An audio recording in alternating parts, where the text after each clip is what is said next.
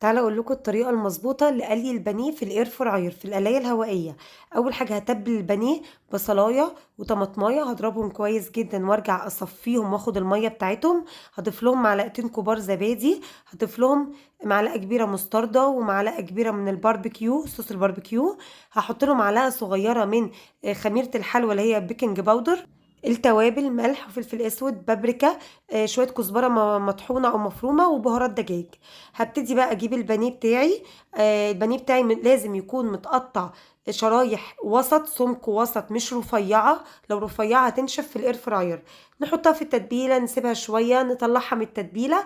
في باقي التتبيله احط بضايه ملح وفلفل، وابدا اتبل البانيه عادي بدقيق وبيض وبقسماط.